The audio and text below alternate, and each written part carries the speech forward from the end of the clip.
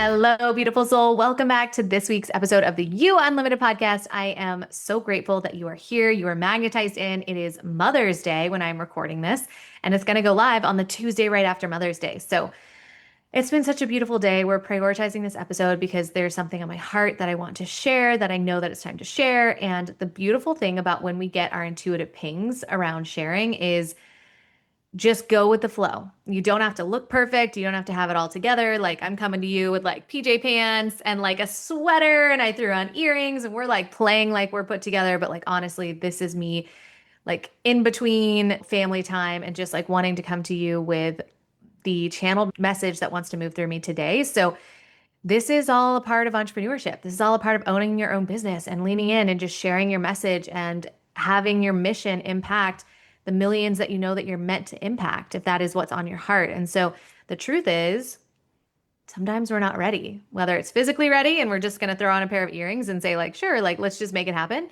or whether that is us not feeling like our nervous system is on board with something, or like God sends you the call and you get the ping, do this thing, and you're like, I don't know if I can actually do that. So that's what we're going to be covering today is this idea of you get the ping from God and suddenly you're like, I don't know if I can do it. I'm scared and I don't know what to do next. And so I'm going to walk you through this process that I had to walk myself through because something really intense happened last year where my PR agent came to me and said, hey, ABC Live wants you to come on and share your story. So let's do it. And I was like, I don't know that I want to do it.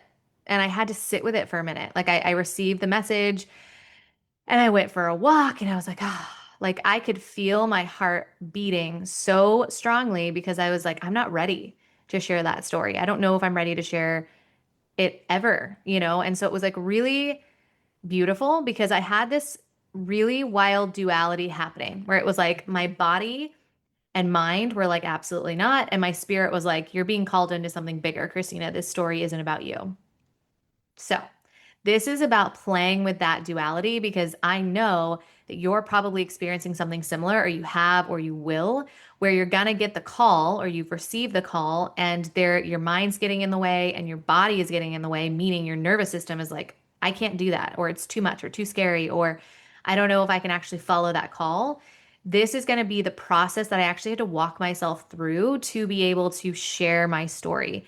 And so what I realized was I had to get really in tune with my body, like the sensations that were going on in my body to be able to say, okay, like I'm clearly not ready to do this yet, which means I need to do some behind the scenes stuff before I come up to home plate, right? It's like before I'm there to like actually like be in the moment and share it with the world, I gotta have some solo time with myself to really get myself acclimated to be able to show up and do it. Because, in speaking to my PR agent, he was like, okay, so here's the plan. Like, let's jump on a call. Let's like practice. Let's kind of see how it's going. So he jumps on the Zoom and I completely blanked. I'm like, I can't tell this story. Like he was asking me questions. I literally said, I'm sorry, I can't do this.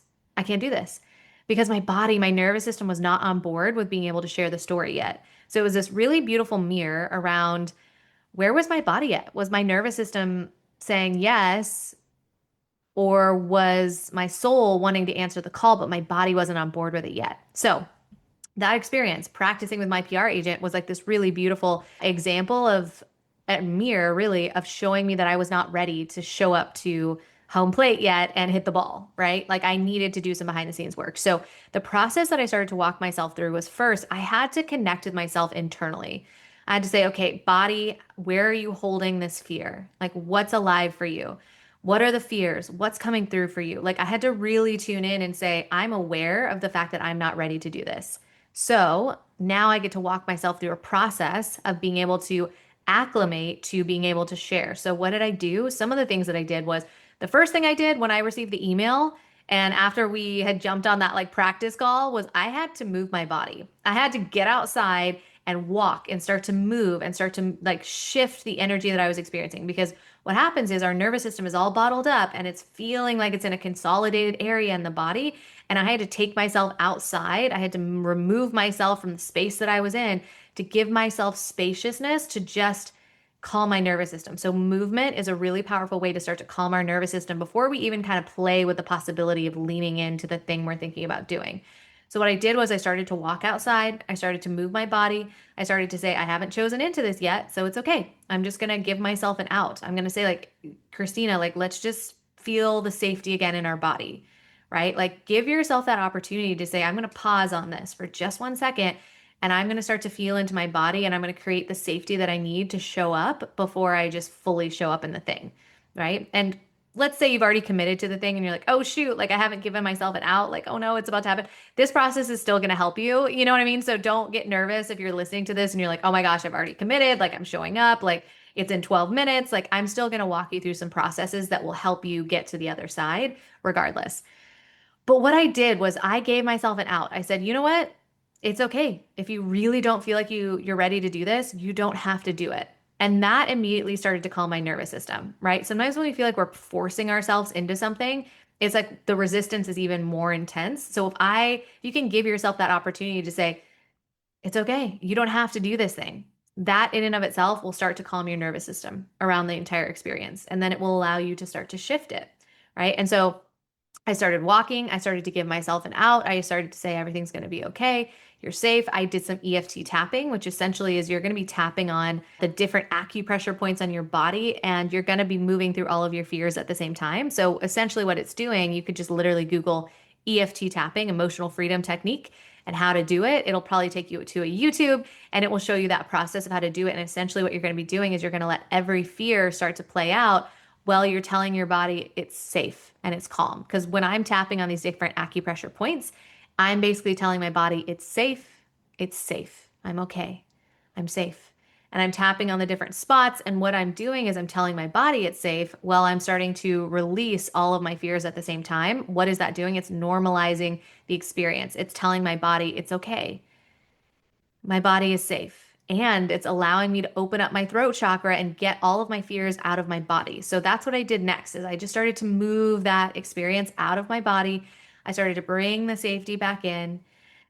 And I started to reframe at the end of that experience when I felt the safety. I started to actually reframe and started to tune into my spirit and started to tune into my highest self by channeling, by allowing myself to actually tune in and say, okay, God, source, universe, I'm going to open up my lines of communication. I'm going to protect it, noting that only that serves my highest good and must also be the highest vibration can ever come in and can ever provide messages for me.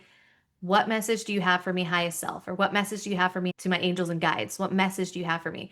And so that's how I channel. I basically will just do 3 or 4 deep breaths and I will open up my lines of communication. But first, I'm going to protect it. I'm going to say I'm only available for that's of the highest vibration and for my highest good. Must be both because I don't want things that are just for my highest good because sometimes it feels like a kick in the head, right? Like if we've ever gotten sick, that's your highest self and your angels and guides redirecting you in some way, but it doesn't feel good. So I'm asking for it to feel good by being a high vibration and to have it be for my highest good. Then I'm basically connecting to internal counsel and my counsel that's essentially my angels and guides and my highest self. And I'm going to see what I'm channeling through. And what I started to channel through was, Christina, this story is meant to be told. This story is so much bigger than the experience that you've been hiding behind and experiencing just on your own. And this story is going to help millions of people start to actually realize that there's hope. You can move through this, that it's, yes, no matter how heavy these things feel, there's actually a light at the end of the tunnel. Like this story is so much bigger than you. And you get to calm your nervous system so that you can follow what God wants to move through you, which is this message and this story. And so I was being asked to get out of my own way, which essentially meant calm your nervous system, get your body on board, get your mind on board so that you can fully tell the story. Because I knew in that moment the story was so much bigger than me, and I had to get out of my own way to be able to share the story.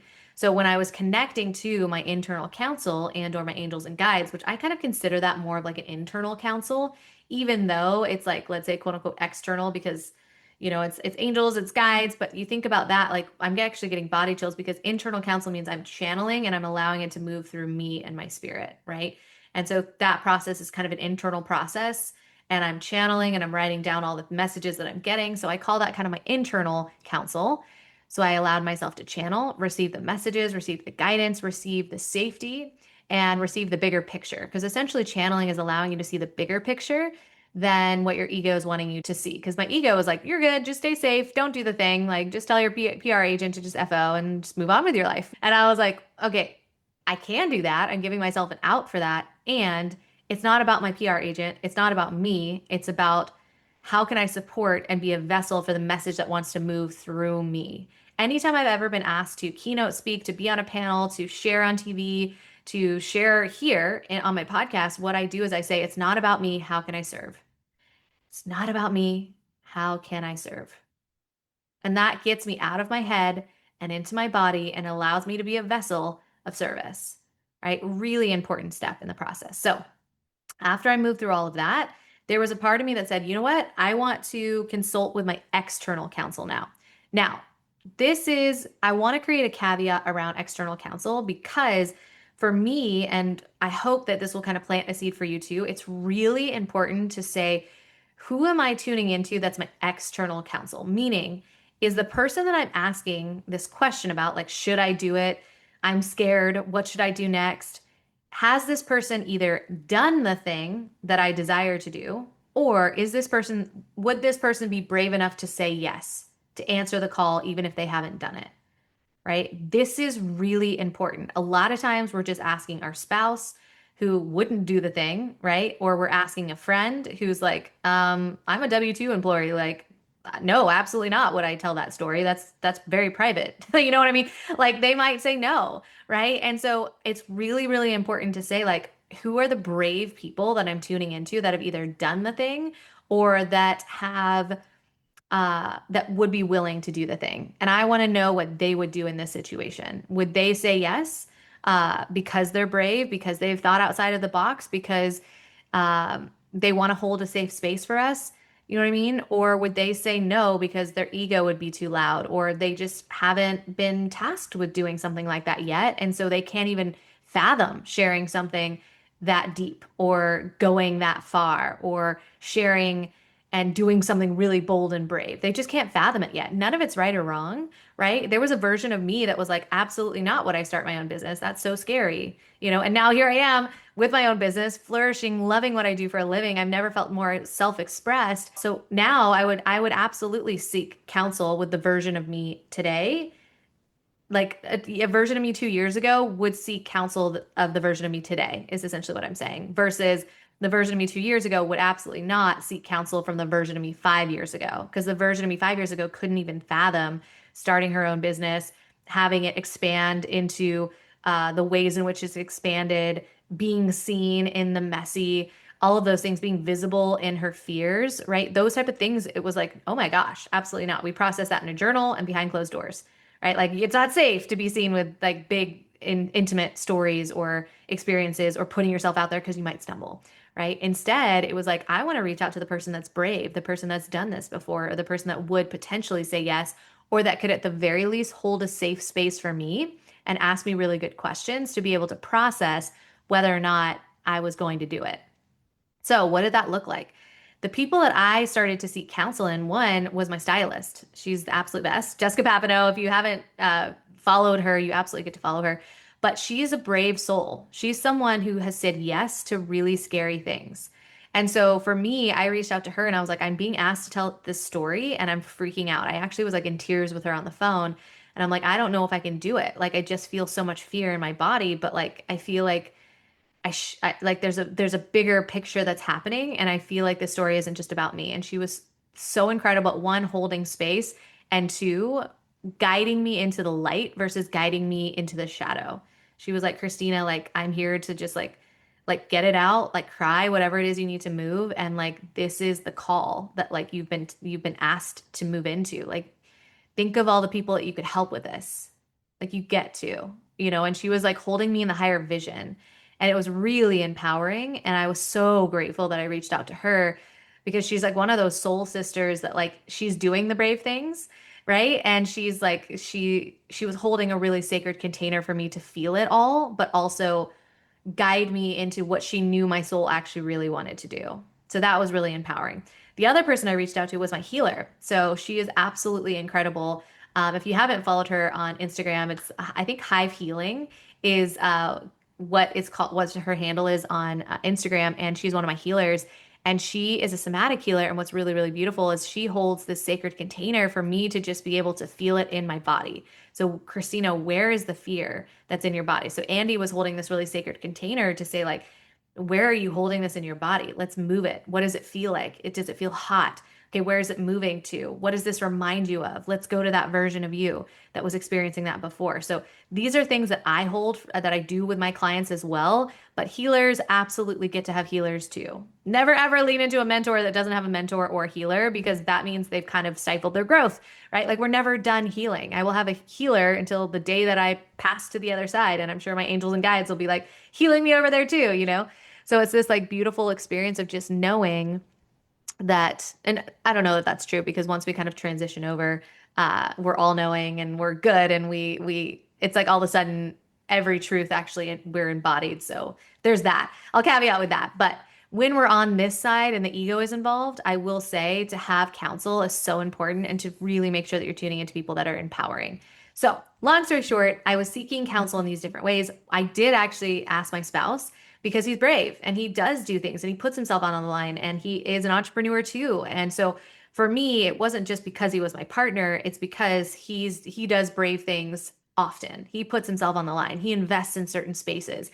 He does scary things that people won't do. And so I was like, I want to know, what would you do? Should I do it? I'm scared, you know? So he was holding this really sacred container for me to cry it out, to be in the fear, and to say, like, Christina, like, again, the story is bigger than you. Like, you get to share it. So, long story short, through all of that, through seeking internal counsel, through moving my body, through somatically healing, through seeking external counsel, I allowed myself to make the choice, which was, I'm going to tell the story. So, this full circle moment, then a couple days later, maybe it was like, I think 48 hours later, I was like fully ready to lean in. I'm like, by fully ready, there was still a part of me that wasn't really ready, but I knew that I could do it. I was going to show up anyways. I was going to break through that kind of fear barrier and do the brave thing. So I was much closer to saying, okay, there might still be fear, but I'm going to do the damn thing. And so I end up jumping on a call to practice with my PR agent again. And he goes, okay, this was literally night and day, because the way that you answered these questions was so eloquently spoken. Like, it felt like it came from your heart versus you getting in your way and in your head. And he was like, this is it. Like, this, I'm so grateful that you took the time to just tune in, move the energy, because now I can see that you're actually ready to show up and share on ABC Live in New York City. Like, I can feel that when the millions of people that tune in, you're going to be ready to actually perform. Like, and by perform, it just means like show up to the home plate, right? There's no performance there, but if we're thinking about like you being able to show up and actually be there and answer the call, if you will, he's saying you can do that. I can feel it in your energy. You're ready to go. So, long story short, I get my body on board. I'm ready to go. And then ABC Live pulls the plug and says, actually, you know what? I think this topic might be a little too sensitive. We're going to kind of table this for now. So, what did I do with this experience? What it did was so beautiful, because essentially God gave me this experience to say, get your body on board to tell the story. It doesn't matter where you're sharing it, whether it's ABC Live, whether it's behind closed doors, whether it is in a completely different avenue or space completely. It doesn't matter. Now your body is on board to be able to tell this story. So, it was a beautiful exercise, regardless of where I was going to tell it, right? So ABC Live said, actually, we got to pull the plug. This is like, we're not going to go there. It's a little too sensitive. So I got the ping from God recently that said, you know what? It's time for you to tell that story. And so with that, I'm ready to tell that story to you. I'm finally ready to be able to share the story that I was so terrified to be able to share. There was that version of me that was like, I can't do this. I'm having so much fear. I was shutting down. I couldn't show up on the call where I was going to be sharing about it. Or I did show up and I couldn't actually get it out. And so I had to move somatically, like I mentioned, all the fears that were in the way to finally be able to share this story with you. And so when I was asking God, like, how do I share this? What does that look like? What I received was, share it in a secret newsletter, right? And what that means is you're going to magnetize in the people that are most meant to hear that message. Because for me, there's still a part of me that's not 100% on board with sharing it publicly, but I'm ready to share it one-on-one. And so what does one-on-one look like? It's a one-on-one touch point, like a newsletter, like an email, where when I receive emails, I'm like, I feel like I'm talking to that person. It's coming direct in my inbox. I feel like I'm getting to know their heart and soul so much more intimately. And so for me, this is a way for me to really kind of practice being in communion with my nervous system around finally telling this story. So if you want in on what I was going to be sharing on ABC Live, what I finally started getting my body on board with sharing this sensitive topic, like if you want to know me more intimately than ever, then drop down into the show notes, click the link that says join the secret newsletter, and I'm going to be sharing what is going to be like diary entries. So I have been waking up at 3 a.m. in the middle of the night, and I've just been channeling and writing down my story, like the most intimate parts of my story that I felt that I lived on my own, that I moved through by myself.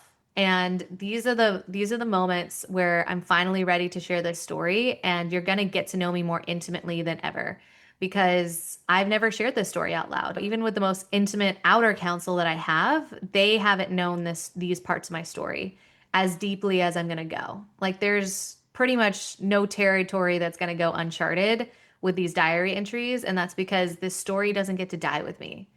And I just got body chills when I was saying that because we all have a story and it's so important that we share that story. But we got to get our body on board first. So this is a way that I'm kind of getting my body on board first and I'm sharing it in a more, private way to kind of dip my toes in the water versus fully submerging. So I'm ready for those that are meant to lean into that space. I'd love for you to join me there. I want to connect with you one-on-one there. There would be an opportunity for you to even like reply to the email if you felt something in reading it. It's gonna be multiple emails. So again, I keep waking up in the middle of the night. I'm writing it. It's almost like I'm channeling the message, but it's my lived experience in the most intimate ways that I've never actually shared out loud. Like I think even my husband would read this and probably not realize that was my lived experience. And I'm starting to get emotional because there were such tender moments that I just never, ever, ever shared out loud. And I walked myself through it and I moved myself through it and I got myself to this other side. And I'm ready to finally share that message with you because it's so important. There's so many of us that feel so alone when we're in our lived experience, like we're the only ones that have moved through it. And I think it's so important for each of us to be able to be seen and heard in our experience because it's so damn connecting. Like when I hear people talk about their most vulnerable experiences, I feel like I know them. Like I feel like I know their heart, I know their soul. I feel the part of them that's being expressed because I felt that depth of sadness or grief or anger or frustration or apathy or joy, right? The ends of this like human experience. We can experience things on such deep, high levels and such dark, low levels too. And that is the human experience. And so the more that we can actually share that vulnerably and truthfully, the more connecting it is for other people. So when I tell you like this newsletter is going to go intimate, my husband will read these because he's signed up to read it. But my husband will read it and honestly, I feel like there's going to be a part of him that will be surprised at the depth in which I'm sharing and he probably won't realize some of the things that I was carrying alone, not because I didn't want to let him in, but ultimately because at that moment in time I didn't know how to fully navigate it. And so it was like it was what it was. At some point I let him in. But there were moments that were very, very rocky that I carried by myself. And I had to learn to open myself up and be seen and heard behind closed doors first. And now I'm ready to share that with you. So if you're feeling the call, if you're feeling like you want to know me more intimately than potentially my husband, like join the newsletter. And I'm really excited to be able to share this with you because it's been on my heart. I knew that I would share this at some point and I finally got the green light. So we're ready. Like, regardless of whether or not my ego is ready, like, we're going to do it regardless because my body's on board, my soul is on board, and my mind is finally at that point where I'm like, let's go. So, if you're feeling that call, I love you. I'm so grateful for you to join me. Click the link below. It says join the secret newsletter. I can't wait to get to know you in that space. So if you feel moved when you get the diary entries, like please respond to the email. Like I want to know what your lived experience is that might be relative or similar, what it woke up within you. Like I want to hear it. I want to get to know you even more intimately than ever before. And I have to go first. That's what leaders do. So I love you. Thank you so much for tuning in. This is the first time I've ever cried on the podcast, I think. Like this is big. But I'm letting myself be seen in more vulnerable ways than ever before. And I think it's really, really important for connection, for me to get to know you even more and for you guys to get to know my soul even more intimately. Like we're just going to go there. So love you. And I cannot wait to connect with you in that space, and sending you so much light and love to every single mama to be, the ones that have in their heart that they desire to be a mama, dog mama, uh, a mama that is birthing a movement. Like we are all mamas in different ways. And I see you, I love you, and I'm sending you so much light and love as you are navigating every single thing you're moving through at this current moment in time. I love you, and I'll talk to you soon.